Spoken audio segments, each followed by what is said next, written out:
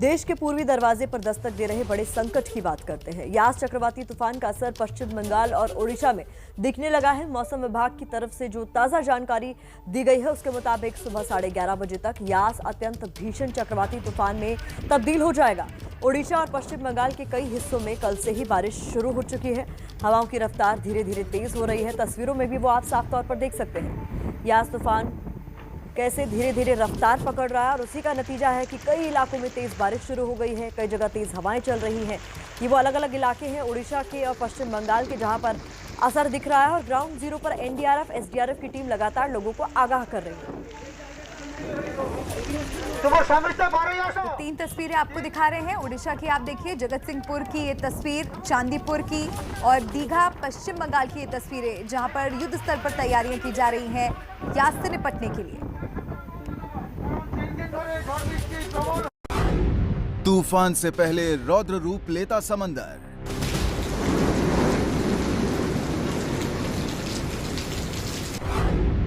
तूफान की आहट के साथ आफत की बारिश।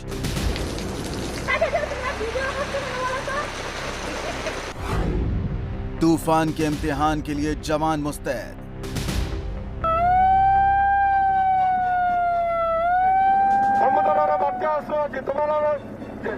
को चली जाओ। यास पर ओडिशा से दिल्ली तक बैठक।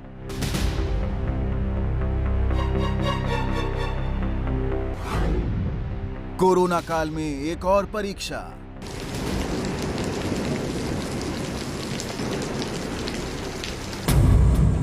देश का पश्चिमी हिस्सा अभी ताउते की तबाही से उबर ही रहा है कि पूर्वी हिस्से पर यास ने अपना रंग दिखाना शुरू कर दिया है। पश्चिमी बंगाल की खाड़ी में बन रहे गहरे दबाव का क्षेत्र अब यास चक्रवाती तूफान में बदल गया है। धीरे धीरे यास की धार तेज हो रही है। ओडिशा पश्चिम बंगाल के कई हिस्सों में बारिश और तेज हवाएं भी शुरू हो गई हैं। मौसम विभाग के मुताबिक आज यास भीषण चक्रवाती तूफान में बदल जाएगा और कल सुबह तक ये अत्यंत गंभीर रूप ले लेगा।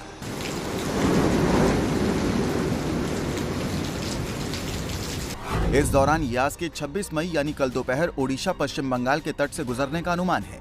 इस दौरान 155 से 165 किलोमीटर प्रति घंटे की रफ्तार से हवाएं चल सकती हैं। ओडिशा के बालासोर जिले में यास के तट से टकराने की आशंका है। सबसे बड़ी चुनौती ये है कि यास अपनी दिशा भी बदल रहा है। थल सेना, वायुसेना, नौसेना, कोस्ट गार्ड, ओडीआरएफ, राज्य सरकार की जितनी भी टुकड़ियां हैं उन सबको तैनात कर दिया गया है। ये ध्यान में रखा जा रहा है कि मी-17 के करीब 1 दर्जन हेलीकॉप्टर्स हैं।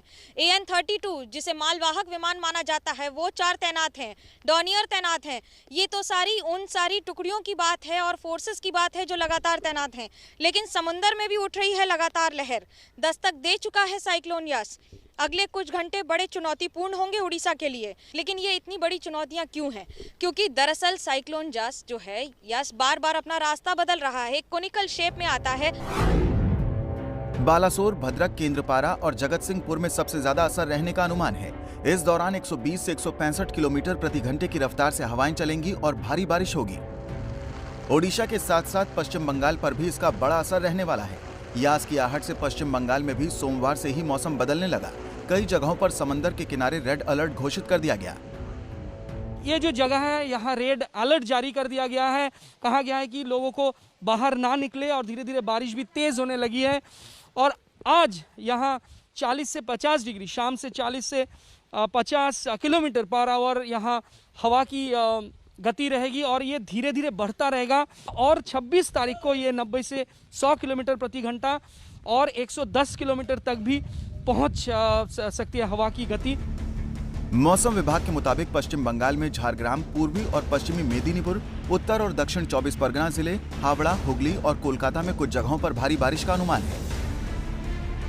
चक्रवाती तूफान यास पर नजर रखने के लिए पश्चिम बंगाल की ममता सरकार ने सचिवालय नबन्ना में एक नियंत्रण कक्ष बनाया है। पश्चिम बंगाल से लेकर ओडिशा तक में राज्य और केंद्र की टीमें मुस्तैद हैं और लोगों को सुरक्षित ठिकानों तक पहुंचा भी दिया गया है।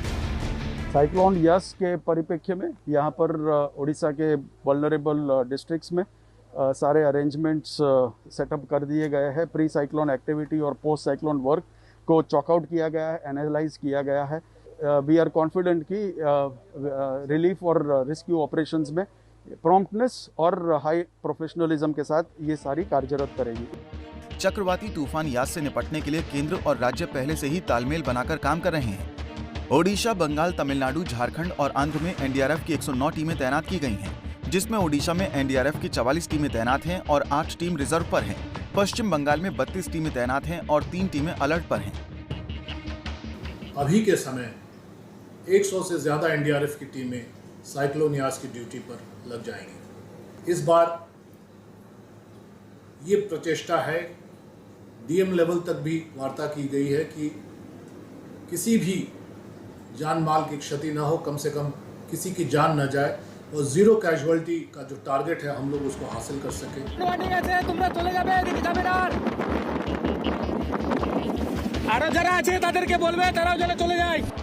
कोरोना काल में यास तूफान नई मुसीबत की तरह है। हालात को देखते हुए सोमवार को गृह मंत्री अमित शाह ने बंगाल, ओडिशा, आंध्र के मुख्यमंत्रियों के साथ बैठक भी की। पूर्वी राज्यों में ऑक्सीजन के 24 प्लांट हैं। ऐसे में केंद्र सरकार का जोर है कि ऑक्सीजन प्लांट को नुकसान न हो, ताकि कोरोना मरीजों के इलाज में तूफान बाधा न बने। यास तूफान को लेकर पश्चिम बंगाल की मुख्यमंत्री ममता बनर्जी ने कम सहायता राशि देने का भी मुद्दा उठाया। फिलहाल सबकी कोशिश है कि यास से नुकसान कम से कम हो। यास का असर बिहार, झारखंड के साथ असम, मेघालय के कुछ हिस्सों पर भी पड़ने का अनुमान है। आने की सूचना जारी की गई है। आप अपनी जान माल की सुरक्षा के लिए वापस बंदरगाह लौट जाएं। तो यास तूफान का खतरा लगातार बना हुआ है और एक अहम जानकारी भी आपको इससे जुड़ी देते हैं। हिंद महासागर क्षेत्र में तूफान के नाम रखने की व्यवस्था 2004 में शुरू हुई थी। भारत, पाकिस्तान, श्रीलंका, बांग्लादेश, म्यांमार, ओमान और थाईलैंड इसमें शामिल हैं। 2018 में ईरान, यमन, कतर, यूएई देश भी इसमें जुड़ गए। यास तूफान का नाम ओमान की तरफ से रखा गया था और इसका मतलब होता है निराशा। और इस वक्त इसका असर कैसा देखने को मिल रहा है ओडिशा और पश्चिम बंगाल में, सीधा ग्राउंड जीरो से आप तक पहुंचा रहे हैं। मेरे सहयोगी का रुख कर लेते हैं, कुंतल चक्रवर्ती पश्चिम बंगाल से जुड़ रहे हैं। कुंतल, किस तरह की इस वक्त आप तस्वीरें दर्शकों तक पहुंचा सकते हैं वहां से, और क्या तैयारियां हुई हैं?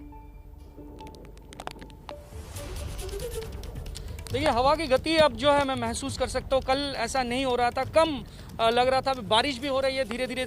आप जब ये बुलेटिन शुरू किया तब ज़्यादा बारिश थी, अब बारिश कम हो गई है और समंदर की तरफ सूरज पांडे मेरे साथ है, सूरज को दिखाने के लिए कहूँगा। कल जो था समंदर इससे काफ़ी नीचे, वाटर लेवल काफ़ी नीचे था, लेकिन फिलहाल ये ऊपर, ये लहरें आप देख सकते हैं, ये ऊपर आ रही है और काफ़ी ऊपर तक, कई बार ऐसा हो रहा है कि काफ़ी ऊपर तक आ रहा है। तो ऐसा ही है, कल से आज समंदर की परिस्थिति जो है पूरा बदल गया है और यहाँ से सीधा ये जो सड़क जाता है ये न्यू दीघा की तरफ जाता है। सुनसान, बंद दुकानें, सुनसान सड़क, और यहाँ एनडीआरएफ की 5 कंपनी टीम और एसडीआरएफ की 4 कंपनी, नौसेना की तरफ से 90 ऐसे सुरक्षा कर्मी यहाँ हैं, सुरक्षा बल के 90 जवान यहाँ हैं। और आपको बता दूं 1,10,000 लोगों को तटीय इलाके से, पूर्वी मिदनापुर के तटीय इलाके से सुरक्षित जगहों पर ले जाया गया है। और अस्पताल जो है या फिर जो सेफ होम है और जो आइसोलेशन सेंटर है, यहाँ 72 घंटे तक पावर बैकअप रहे, जो दवाइयाँ हैं इम्पॉर्टेंट कोविड के लिए वो रहे, एम्बुलेंस रहे, क्विक रिस्पांस टीम रहे, ये सब इंतज़ाम कर लिया गया है ताकि अगले 72 घंटे तक अगर पावर कट रहता है, ये देखिए लहरें यहाँ तक लहरें पहुँच रही है। और कल वाटर लेवल काफ़ी नीचे था, ऊपर से हम लोग आप देख भी रहे थे, बहुत बड़ा काफी नीचे था खतरा water मोल level, ले अब रहे हैं, यहाँ इस तक तरीके की पहुँचे हैं। तस्वीरें दर्शकों और ये तक माना पहुंचा जा रहे हैं और संदेश भी ये दे रहे हैं कि देखिए खतरा कितना बड़ा है, इसी से आपको सावधान रहना है। इसलिए कोस्टल एरिया से बिल्कुल आपको दूरी बनाए रखनी है और बहुत बहुत अपना ख्याल भी रखना है। कुंतल, आप अपना ख्याल रखिए।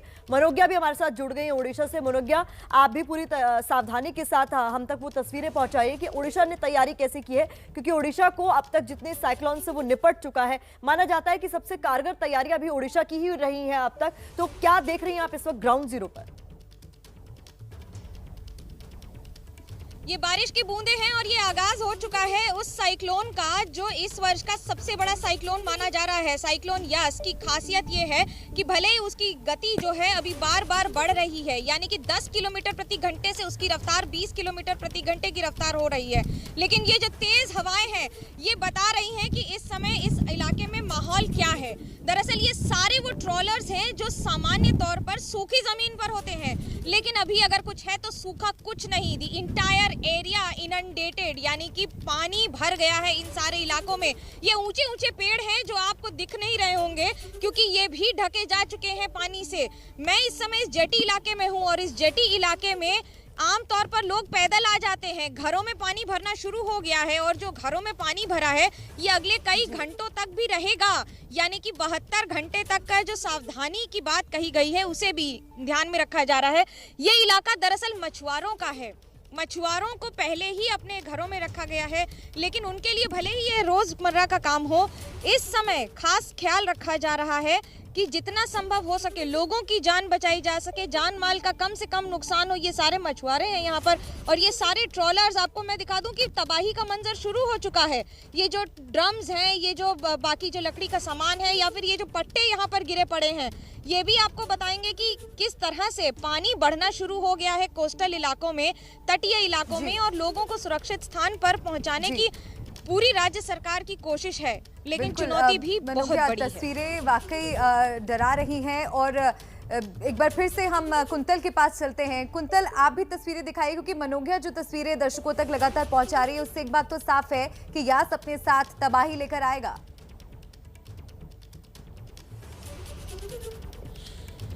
जी, उम्मीद है ऐसा ना हो, क्योंकि जिस तरह से केंद्र सरकार और राज्य सरकारें काम कर रही है उससे इससे पहले फौनी तूफान के समय या फिर उम्पुन के समय जिस तरह की तबाही देखा गया था वैसा ना हो, ऐसा ही उम्मीद है।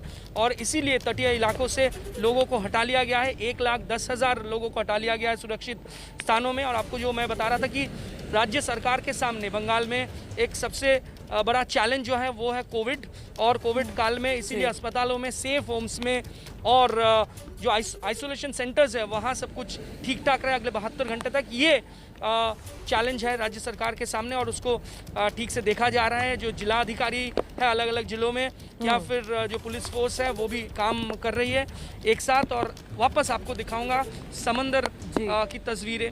और कल मैं जो ये देखिए, कल वाटर लेवल काफ़ी नीचे था, ये दीघा में आम समय तो पर्यटकों का मेला लगा रहता है और यहाँ नहाने के लिए भी लोग आते हैं। सेफ है ये समंदर के ये इलाका जो है, बाकी समय साल के बाकी समय सेफ रहता है, लेकिन अभी देखिए किस तरह की स्थिति यहाँ है।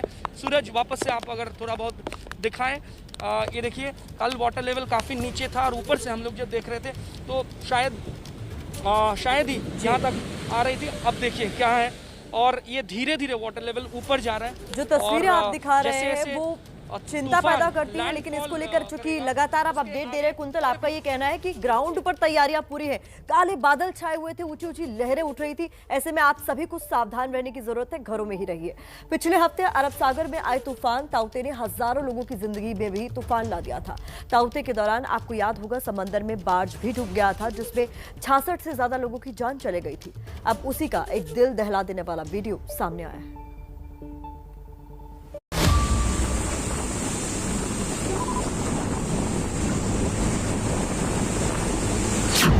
समंदर की ऐसी खौफनाक लहरें आपने बस फिल्मों में देखी होंगी।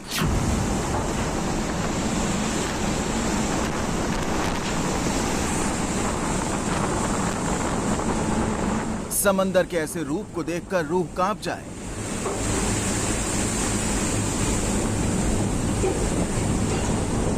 समंदर की लहरों के आगे बड़ा सा टगबोट कागज की नाव की तरह लग रहा है।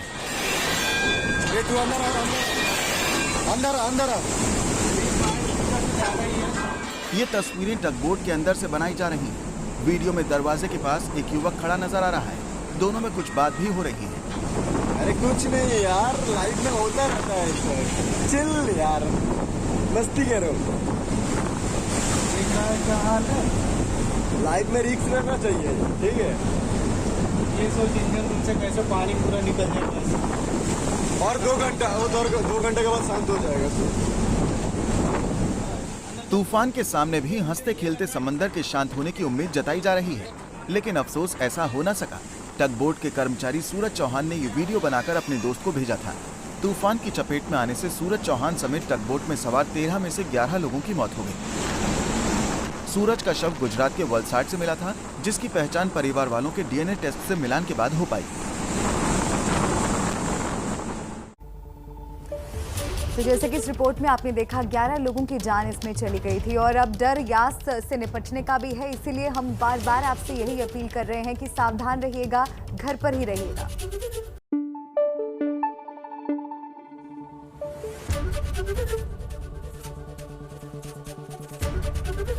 एबीपी न्यूज आपको रखे आगे।